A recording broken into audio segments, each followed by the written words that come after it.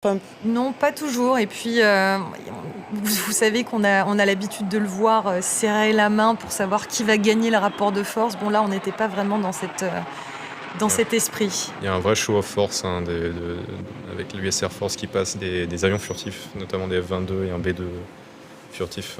Juste derrière, c'est des F-22 Raptor. Est-ce qu'on peut dire qu'il est accueilli en grande pompe, Vladimir Poutine, aujourd'hui ? Accueilli en grande pompe, c'est intéressant de voir quand même ces avions de chasse les plus avancés de l'arsenal américain. Les Russes n'ont pas vraiment d'équivalent. Petit message à faire passer. Peut-être discret aussi derrière. Voilà, on a une nouvelle poignée de main devant les caméras entre Vladimir Poutine et Donald Trump. Qui en attend le plus finalement de ce sommet ? Vladimir Poutine ou Donald Trump ? Qui vient avec le plus d'attentes ?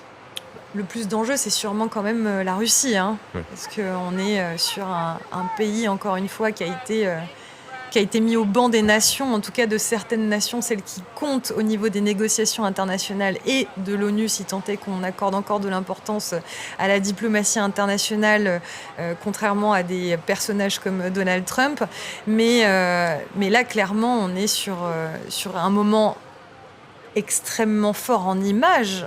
On verra encore une fois ce qui va se dire. Déjà, on aimerait être dans cette voiture et entendre. Tout à l'heure, Vladimir Poutine a fait un petit signe au niveau de son oreille pour peut-être signifier qu'il n'entendait pas ou qu'il n'avait pas la traduction.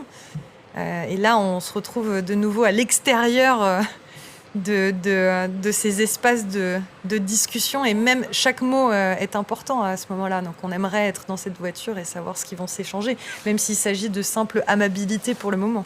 Et on va aller rejoindre notre envoyé spécial à Anchorage, Pierrick Leurent. Ça y est, Pierrick, les deux hommes se sont serrés la main. Donald Trump est bien allé accueillir Vladimir Poutine avec grand sourire. Effectivement, je me trouve à une certaine distance de cette base, mais nous on a vu passer ces avions de l'armée américaine pour offrir un spectacle effectivement à Vladimir Poutine qui vient d'arriver. Alors les relations sont effectivement, on le voit avec cette première poignée de main, assez chaleureuses, et c'est pas si surprenant que ça finalement, parce que même si les deux hommes ne se sont pas vus effectivement depuis 2019, on sait que Donald Trump a une admiration, si ce n'est une fascination, pour Vladimir Poutine, et ce depuis très longtemps.